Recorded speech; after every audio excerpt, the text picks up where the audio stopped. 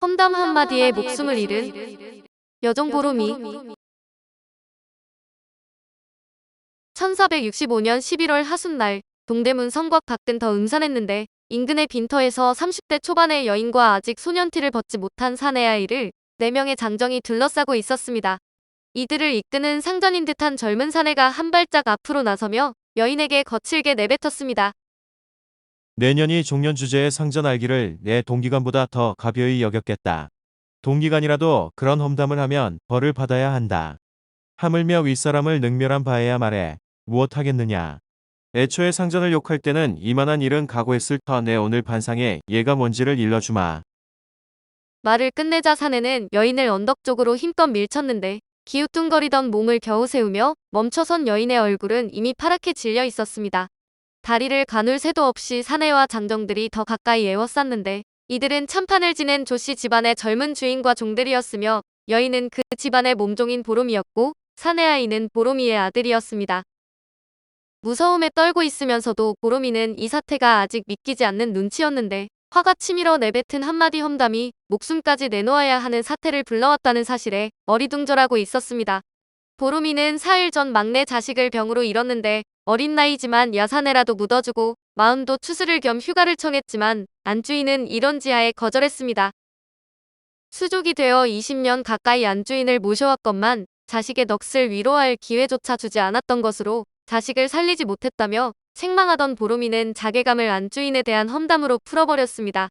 집안일을 하는 여종을 붙들고 휴가를 주지 않은 안주인을 원망하는 말을 한 것인데 넋두리 삼아했던 그 말이 안주인의 귀에까지 들어갔고 안주인은 아들을 불러 보롬이를 당장 죽이라고 일렀습니다. 주인에게 예를 갖추지 않거나 태도가 불손한 노비는 주인이 사사로이 처벌할 수 있었고 주인을 모독한 노비는 죽음에 이르게 할 수도 있었습니다. 그렇지만 법적 절차 없이 주인이 노비를 함부로 죽일 수는 없었는데 관아에 신고해 나라에서 법 집행을 하도록 했지만 현실에서는 이 규정이 제대로 지켜지지 않을 때가 종종 있었습니다. 젊은 주인은 이번엔 고개를 숙인 채 떨고 있는 보롬이의 아이를 우악스럽게 끌어당겼고 상전인 내가 내 어미 죽이는 것을 똑똑히 보라고 했습니다. 이어 사내종에게 보롬이를 죽이라고 짧고 단호한 어조로 명령했는데 사내종은 굳은 얼굴로 정말 죽이라는 것이냐는 듯 눈을 크게 떴지만 젊은 주인은 얼굴을 일그러뜨리는 것으로 대답을 대신했습니다. 머뭇거리던 사내종은 주인이 다시 고함을 지르자 보롬이에게 달려들어 다듬잇 방망이로 머리를 내려쳤고 보롬이의 비명과 아이의 울부짖음이 뒤섞였습니다. 선혈이 땅으로 흘러내렸지만 보롬이는 아직 몸을 비틀었고 아이는 고개를 돌린 채 울음을 터뜨렸는데 젊은 주인은 쓰러진 보롬이의 몸통에 화살을 날렸습니다. 두 번째 화살이 보롬이의 몸에 꽂힌 잠시 뒤 보롬이는 숨을 거두었는데 이날 현장은 신분제의 그늘이 가져온 인간 스스로를 욕되게 하는 모욕의 현장으로 실록은 이렇게 기록하고 있습니다. 세조실록 37권 세조 11년 11월 23일 정묘 첫 번째 기사 1465년 명 성화 1년 조효문의 서자 조진경이 노비를 죽인 것에 대한 처벌 논의. 조란 참판 조효문의 첫 자식 조진경이 비자를 동대문 밖에서 죽였다. 조진경의 어미 흥비는 조란 돈령 이교의 첩의 딸인데 조효문의 첩이 되어 조진경을 낳았다. 계집종 보름이가 있었는데 그 자식이 병들어 죽었으므로 휴가를 청하다가 얻지 못하고 원망하는 말을 하였다. 흥비가 노하여 그 아들에게 이르기를 반드시 이 사람을 죽이라고 하였다. 조진경이 노복 두어 사람을 거느리고 동대문 바깥 바위 구멍 사이에 가서 그 자식을 옆에 세워놓고 이르기를 내가 내 어미를 죽이는 것을 보라 하니 아이가 울부짖으며 참아보지 못하였다. 종부왕을 시켜 다듬이 방망이로 그 머리를 치게 하였는데 죽지 않자 친히 스스로 활을 쏘았으나 또 죽지 않으므로 화살을 뽑아 다시 쏘아서 죽였다. 어떤 사람이 달려가 정원에 고하니 임금이 크게 노하여 군사를 발하여 엄습하여서 잡았다. 비연합에 나아가 친히 국문하니 조진경과 그 어미가 모두 승복하였다. 곧 의금부에 가두고 전제하기를 살리고 죽이고 주고 빼앗고 하는 것은 홀로 한 사람에게서만 나오는데 조진경이 마음대로 그 계집종을 죽였으니 잔인하고 포악하기가 더 심할 수 없다 하고 곧 대신들로 하여금 의논하게 하니 모두 말하기를 마땅히 극형에 처해야 합니다 하였다.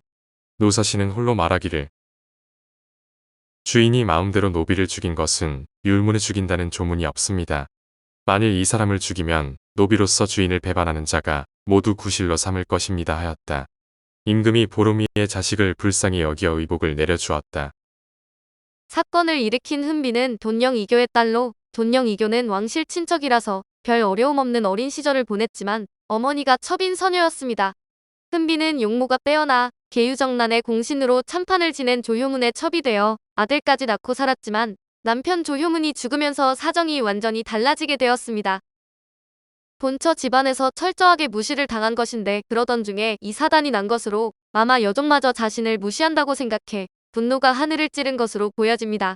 세조는 훈비와 조진경을 차명으로 다스렸고 종들도 처벌을 하도록 했는데 세조의 이런 결정에 노사신만 반상의 질서가 무너질 것을 염려해 반대를 했다고 합니다.